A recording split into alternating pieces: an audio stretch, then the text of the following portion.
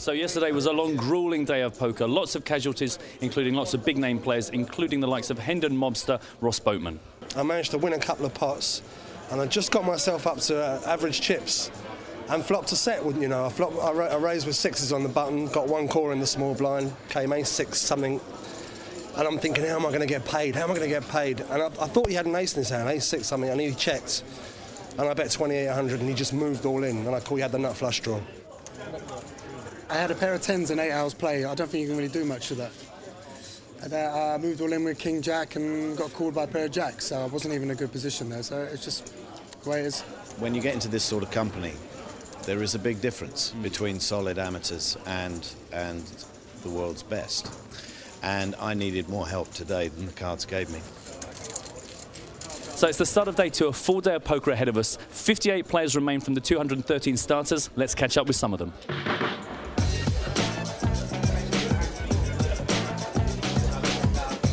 Tired as shit is a happy shit. I'm more or less smack in the middle. I think I'm at 36,600, which is about 100 chips off the average stack. So I'm probably lying about 24, 25 out of 58, I would have thought. Yeah, overall, not too bad. I'm going in today. I've got average stack, so, you know, all being well, I can build on that and get to the final table. I finished the day with 22,000, which I'm not very happy about, but still it's more the devilfish and Kalmar, so yeah, workable. I started off reasonably well. Didn't really have any hands, just a few good situations.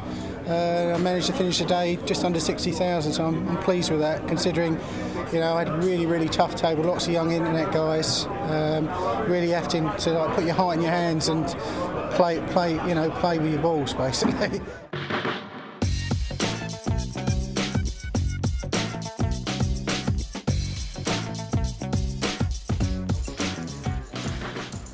I'm with John Scally Kalmar, who didn't have the longest day twos.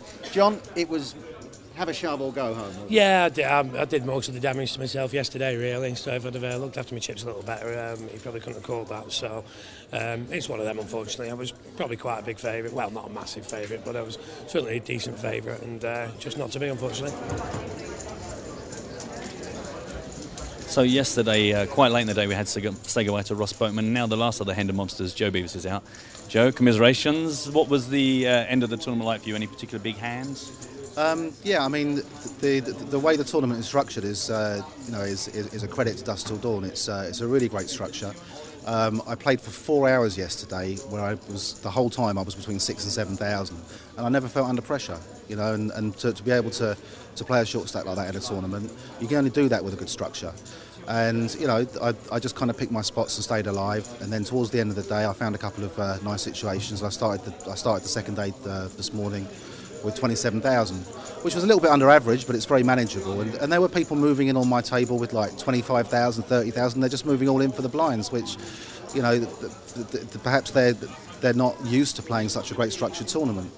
And it just comes down to timing at the end of the day. I found aces relatively early today, and a guy had raised an early position, and I made a re-raise, and he showed me 2 8s and threw them away. And then three rounds later, he made exactly the same raise in exactly the same position. I looked down and found ace-king. So I made exactly the same re-raise, except this time he moved on me and he had the aces. Ah. So, you know, it's just timing, and my fan belt's broken.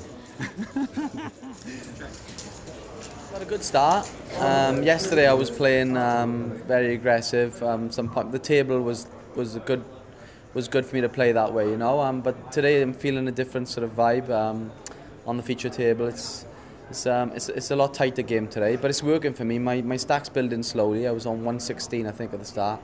I'm up to 150 now. So, you know, if it keeps working like this, I'll just keep playing the same way and just nicking a bit here and there, and see if I can catch a big hand and then win some big pots. But we'll see how it goes from then on. Well, I'm very sorry to report that the last woman standing at the EPO is no longer the last woman standing. What happened? Matt, depressed. I'm really upset. I know, it was a really brutal day. I came in fairly short. I had like 18,000, and then I managed to get it up to 47,000 fairly quickly. I doubled, and then I just had the world's tightest table, and I was just stealing, and it was really nice.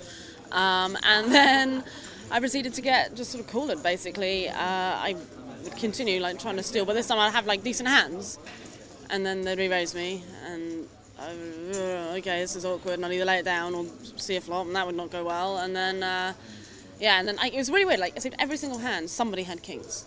I'm not kidding. I mean, not even necessarily against me, but just a lot of kings out there. And then I had like a small blind into big blind confrontation. I had ace queen.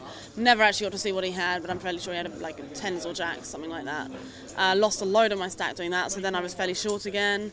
Tried to steal a couple of times and go my way, and then ended up having to shove. You know, someone raised the button. Like, well, I don't believe you. And he had a middle stack as well, so it was nice to shove against. I had jack 3 or something, stuffed it in. And he decided he found a call with King Queen and it held up. So, you know, it's just one of those days. Started with 88,000 and worked my way up to 170,000 with a couple of big pots. And but then I lost a 100k pot with ace jack to ace king. I don't know his name, unfortunately. So I think I have around 120,000 at the moment. So we're 4 hours into day 2. We're down to 25 players. Stay tuned for more updates.